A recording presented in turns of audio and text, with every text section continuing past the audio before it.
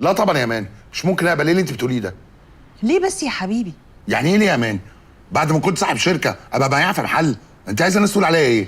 يا حبيبي الشغل مش عيب، وبعدين اعتبرها حاجه مؤقته لحد ما تحل مشاكلك مع البنك. هو مين قال لك ان انا وافق اصلا انك توسعي في الشغل بالطريقه دي؟ قلت اشتغل مدرسه في مدرسه وقلت لك ماشي، انما تفتحي محل طبعا لا.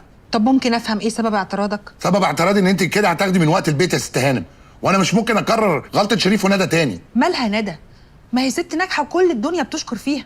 ماشي، بس ما تنكريش برضه ان جت على حساب بيتها، وما تنسيش ان شريف نفسه اشتكى من الموضوع ده. وما تنساش يا حبيبي لما شغل شريف وقف ان مرتب ندى هو اللي سند البيت. انت قصدك ايه يا اماني؟ بتلقحي يعني انت اللي بتصرفي على البيت دلوقتي؟ والله يا حبيبي مش قصدي، وهو انا وانت ايه مش واحد؟